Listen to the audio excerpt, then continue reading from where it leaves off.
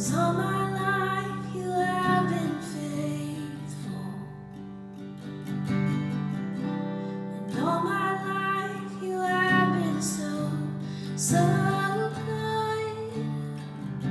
With every breath that I am able, I will sing of the goodness of God. I love your voice. You have led me through the fire, the darkest night. You were close like no other. I've known you as a father. I've known you as a friend. And I have lived in the goodness of God. Yeah. And all my life you have been faithful. Whoa. And all my life you have been so, so good. With every breath that I am able, oh, I will sing of the goodness of God. Yeah, your goodness is running after, it's running after me. And your goodness is running after, it's running after me. With my life laid down, I'm surrendered now. I give you everything. 'Cause your goodness is running after, it's running after me. 'Cause your goodness is running after, it's running after me. Your goodness is running after, it's running after me. With my life laid down, I'm surrendered now. I give you everything. 'Cause your goodness is running, it keeps running after me. And all my life you have been faithful. And all my life you have been so, so good. With every breath that I am able, oh, I'm gonna sing of the goodness of God. I'm gonna sing.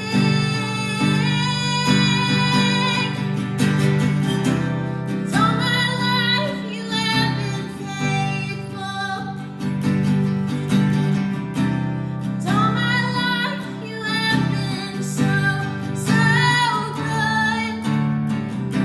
With every breath that I am able, oh, I'm gonna sing of the goodness of God. Oh, I'm gonna sing of the goodness of God.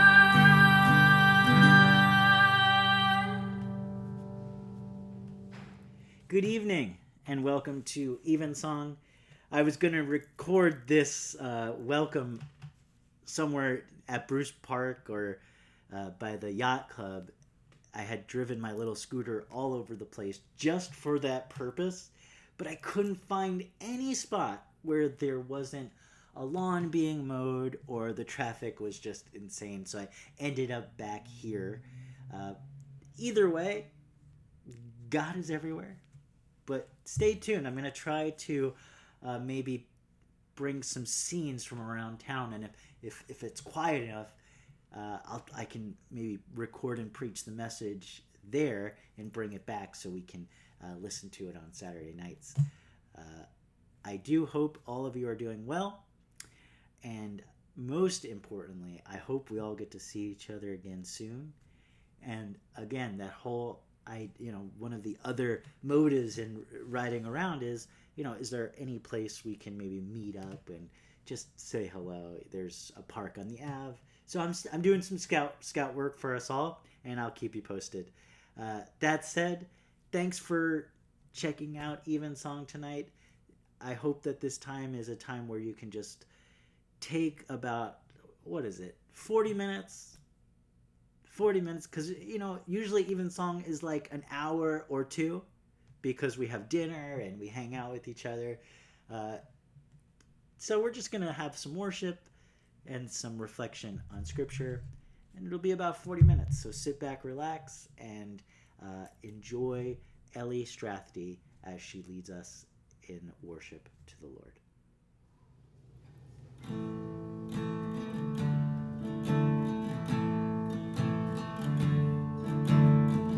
Take a moment to remember who God is and who I am. There you go, lifting my load again. I take a moment to remember who God is and who I am.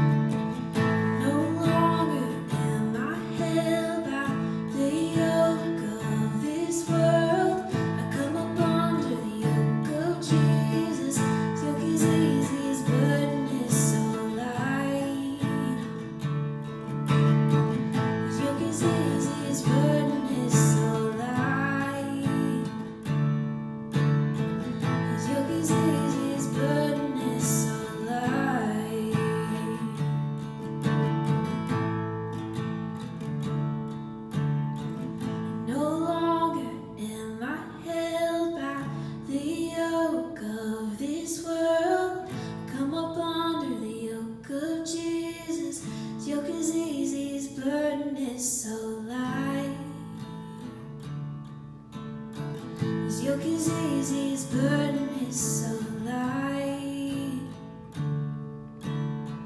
His yoke is easy, his burden is so light. Let us pray.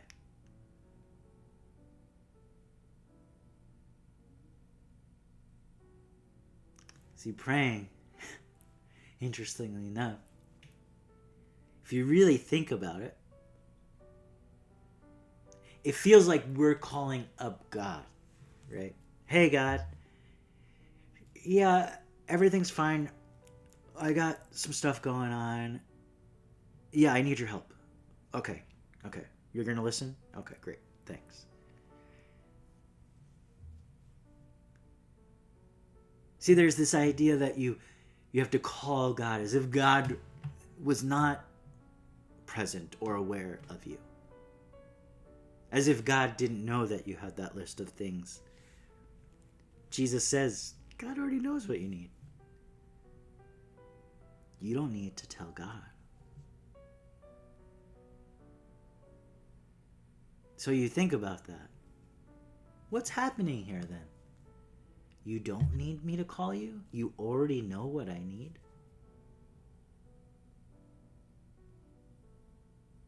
And then I saw what Jesus was doing here.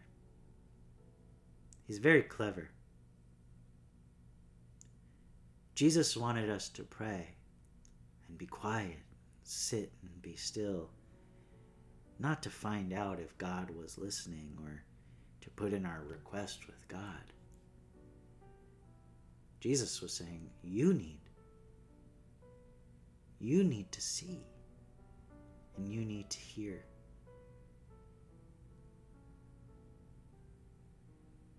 Because if you listen, you can hear all the noise that's going on. But if you listen even a little further, that noise turns to silence. But even the silence has a sound.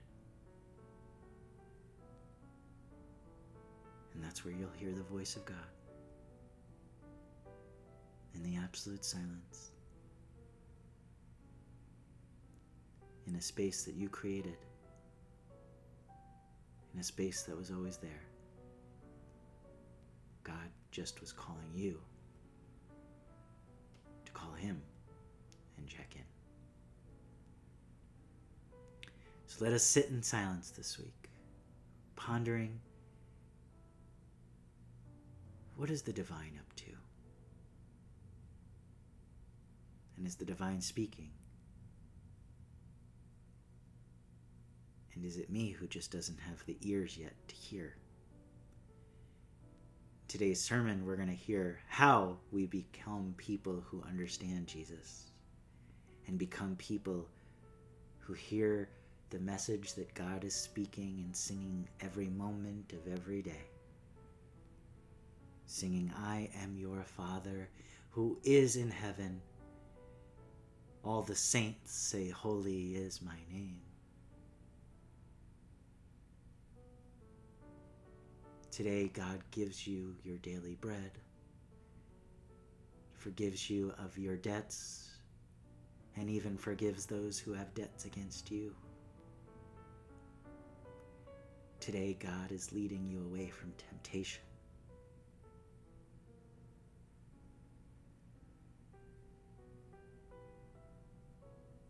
And delivering you from evil. To show you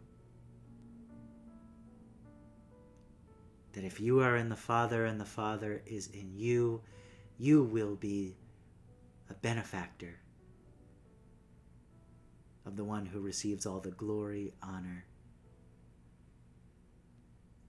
forever and ever. Amen.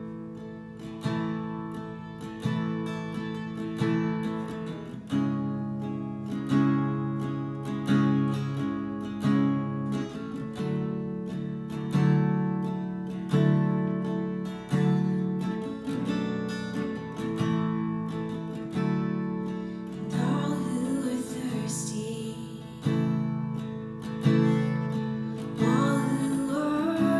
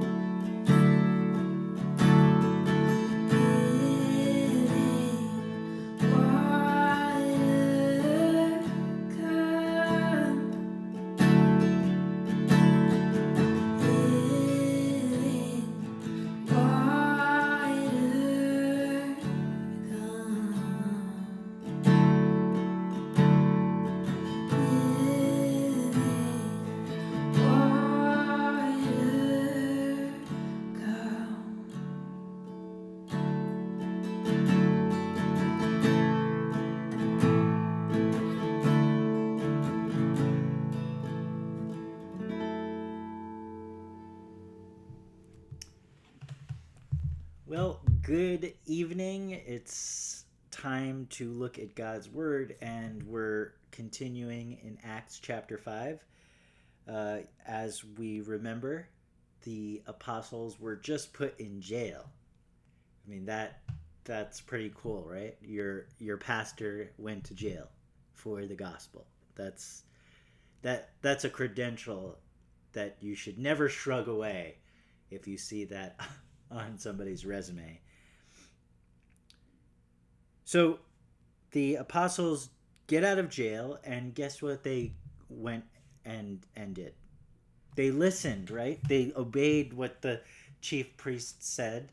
The chief priest said, don't teach this stuff about Jesus anymore.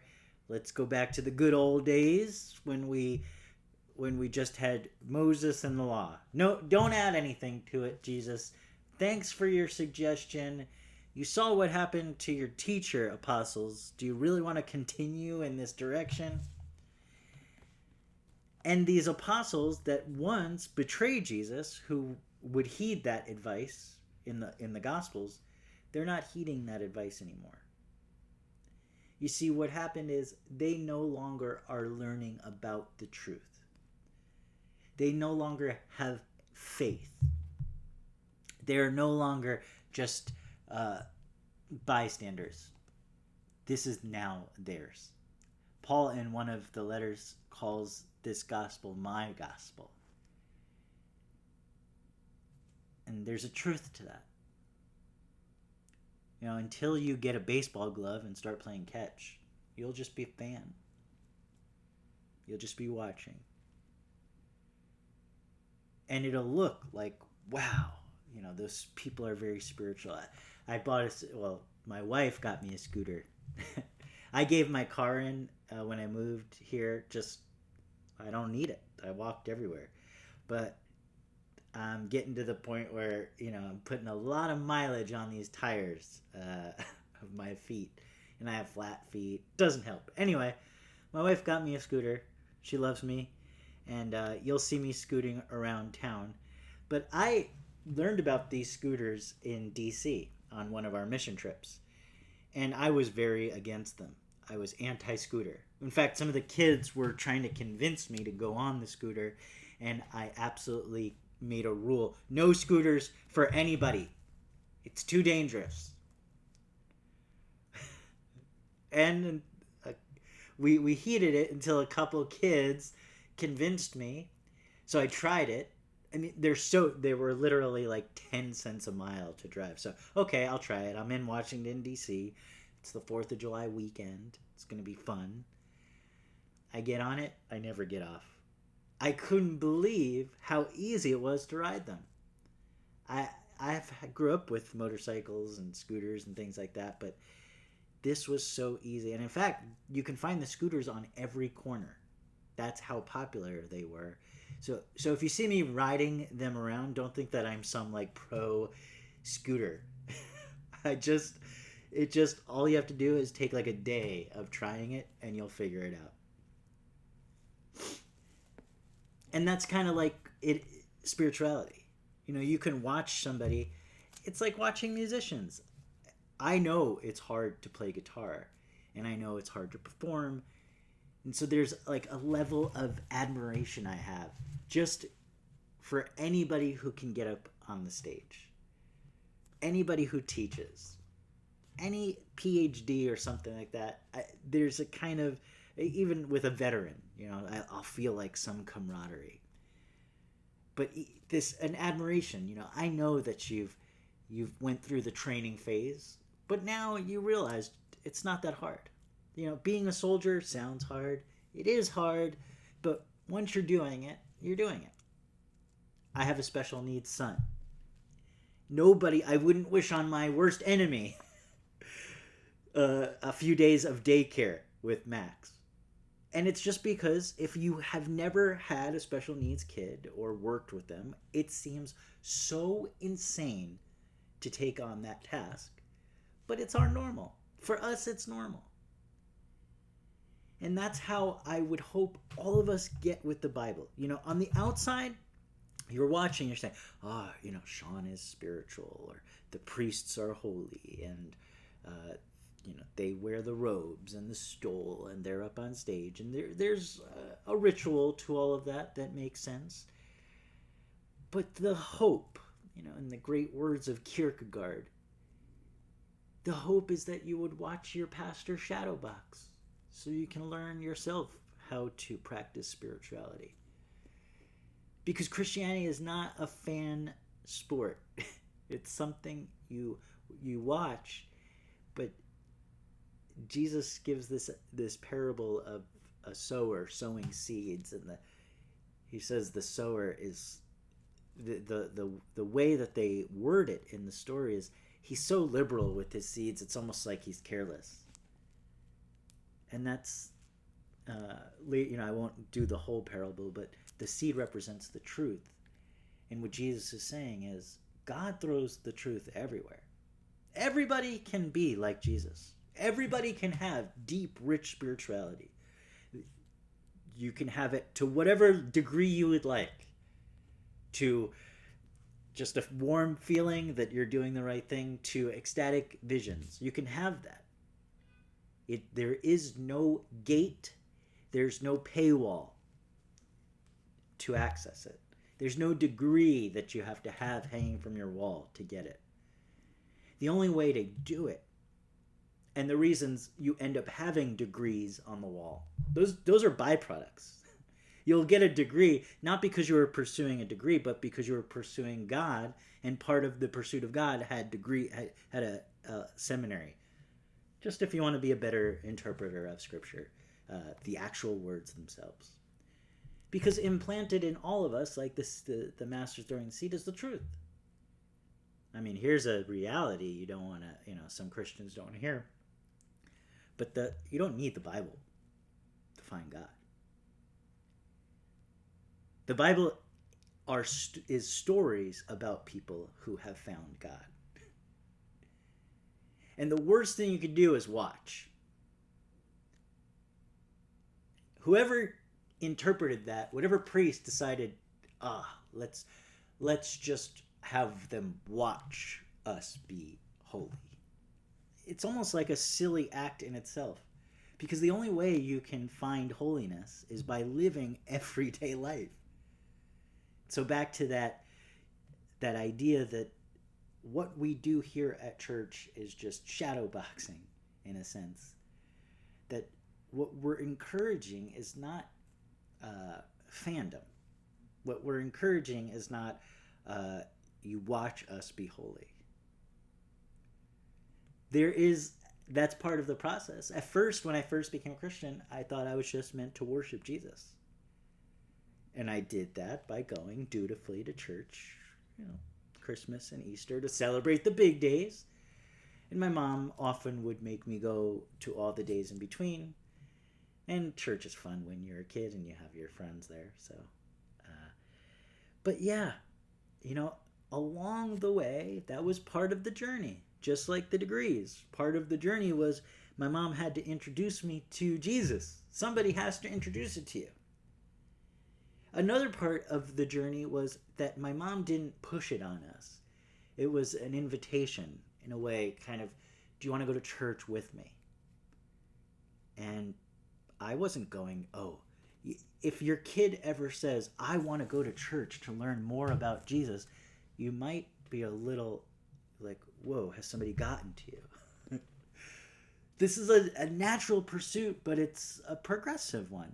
It starts out, you take your kids to church, they're disinterested. Maybe, sleeping. And then I see on the opposite spectrum, some of the older people doing the same. But they've heard every sermon, so it's okay. But that idea, it starts with an introduction. It starts with confirmation. And you go through the steps. And at first it doesn't look like anything. The seed was planted. You got the apostles who, 6 chapters before are betraying Jesus. They won't have anything to do with persecution and trouble if the chief priest is breathing down your neck, that's my cue to leave. That was the apostles' kind of strategy. Now, you could put them in jail. You could kill them. Something happened, and what happened is they moved from being fans of Christianity They moved from being, you know, oh, I like it. I like it. In fact, one of the passages that we read last week, one of the specific phrases was this, that everybody liked the Christians. There's nothing not to like. Except the one thing I don't like about Christians is they're very like, they try to convert you all the time. We gotta, not here, but just in general, Christians, let's just chill with the converting and do the living. And that, Jesus says, that's the best way to convert people, is if you just live it out yourself. Because if it's authentically, see, once it moves beyond being a fan, you know, where you're worshiping Jesus, I want to be very clear. The next stage of Christianity, in order to grow up to the next level, you have to move beyond being a fan. You know, I love the Mets, but I don't think I would, you know, die for them. I love that, like, I would debate and argue, but it's not my life. It's not the, you know, the Mets. If the Mets were the guiding principle in my life, I would take loss extremely in a better way.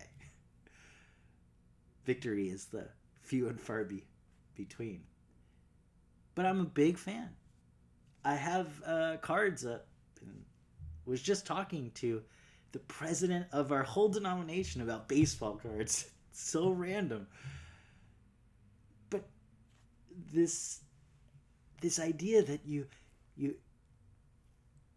keep around things that remind you of your journey from the time I was a fan. You know, those are the memories from when I was a fan. But when I was a baseball player, when I was a kid and I would play in Little League, baseball was so much more than just a sport to me. It was, you know, you don't say hi when you run on the field. You just start playing. You put on a glove and you play. There's no discrimination. You got a glove? Go ahead. You're not good? You go out there to left field and have fun. Oh, you're a pro? You go play shortstop. Oh, you don't want to move anywhere? You go play first base. You're fast, you're not a good hitter? Okay, you're going to hit first, and we wanted you to try to get on base, because then we're going to have our power guy come up fourth. See, I just like how Christian it is. You know, Jesus, Paul wrote, you know, the hand is not greater than the eye and things like that. And that's when you start going out in the field and playing, you're no longer a fan. You know, when you go to a game, you dress a certain way. You don't get dressed to play. But on the field, there's a uniform. There's a certain etiquette. There's rules. There's mannerisms. There's, you know, signs. There's all sorts of things. So when we open up the book and we see these guys, we see the transformation. They went from fans to pros, to players. So jail's not gonna, oh, you put us in jail? That's fine. Oh, I you know, there's a pandemic? Okay. Churches are closed? Well, the early churches there were no early churches, so they were technically closed. We get to experience that. Because we're not fans. We're not Christian fans. We're Christian players. We play this game. We go all in. We wake up in the morning, and the Bible talks about putting on your uniform, you know, putting on the armor of God. But, you know, they talked about armor back then. We don't have armor. So you could say, we put on the uniform. And what's the uniform? The uniform of a holy person. The uniform of a player, not a fan. You know, I have a Christian tattoo, and you know, I used to wear a cross, and those are fan things. Fan things are like baseball cards. But in the story of Acts, when you finish chapter 5, I want you to notice the stark difference between, you know, if you just flip a few pages back, you'll find yourself in John, the last chapter, and see a complete different picture of these apostles. And we're learning along the way they're not perfect. Why? Because they're growing up. What are they growing up? They're moving from fandom, from a childish worship, to becoming real players. And that's the call for us today. When you're reading Acts chapter 5, I could tell you live a holy life.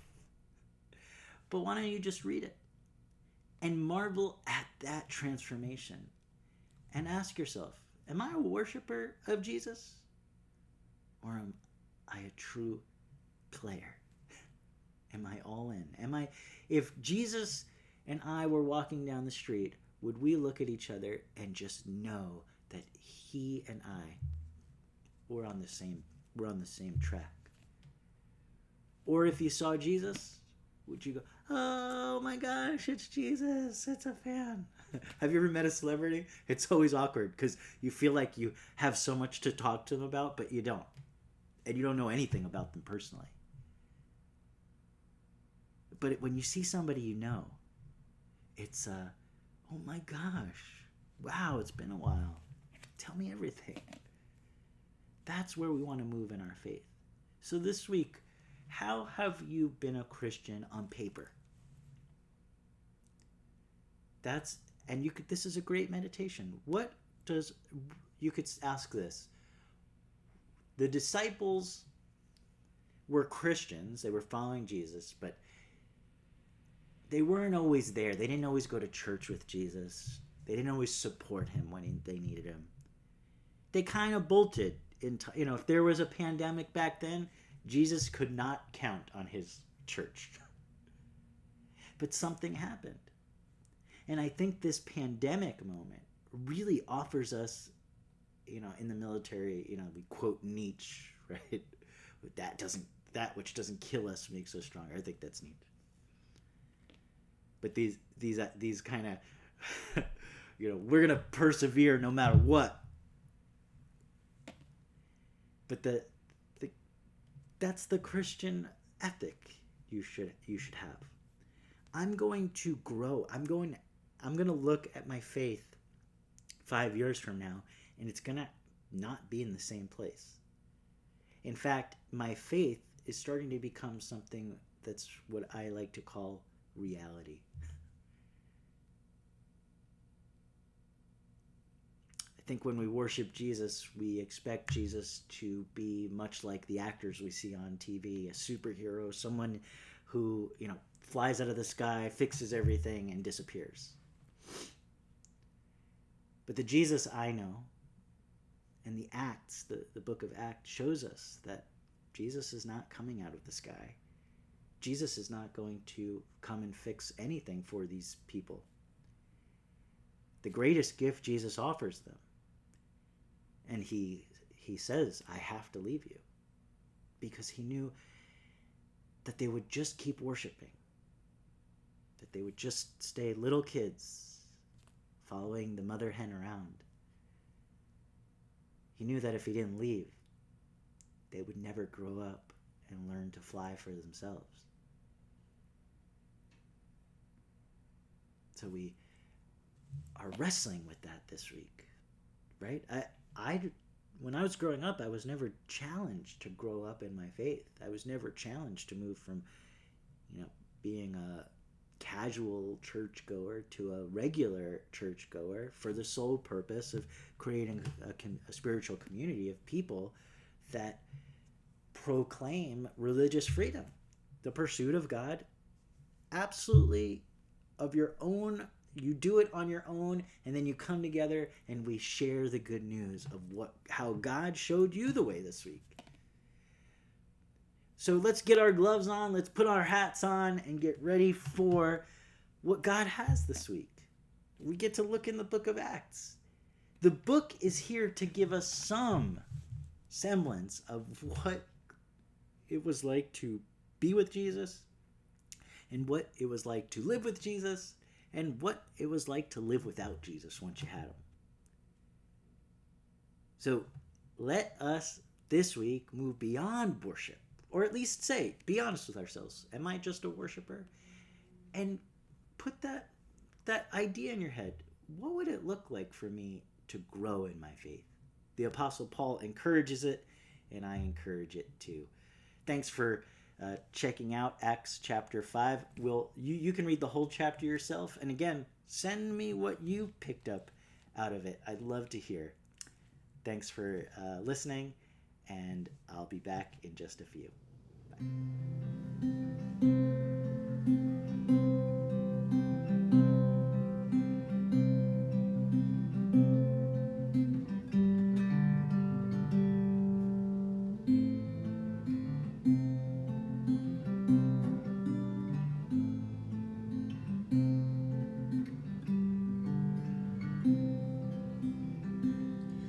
For God so loved the world that He gave His only Son, and whosoever believes will not perish, they shall have eternal life. For God so loved the world that He gave His only Son, and whosoever believes will not perish, they shall have eternal life.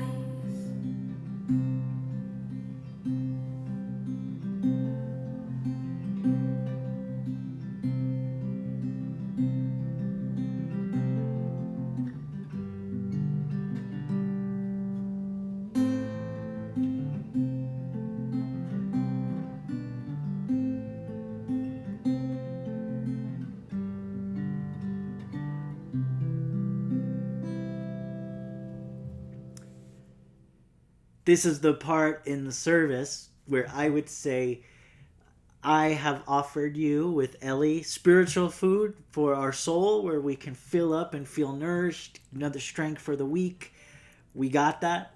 And this is, I would then follow by telling you what we're having for dinner. Ashley or my mother or Barbara or somebody would make dinner for all of us here. And I'd say, now we're going to physically feed you all. And that's very, very much what the early church looked like. You know, it looks like communion was this holy ritual. But it was, you know where it came from? After church, they ate. They ate together. Have you ever been to a Passover? What do? They eat. That's what Jesus did. So this week, where I can't eat with you, I'm going to be with you there in spirit. So will Ellie. But hold on to the memory, for the day is coming when we'll be able to do that again. Paul used to write in his letters, I long to see you again. So I write tonight saying, I long to see you again. Till we do see each other, God bless, and I'll see you next week.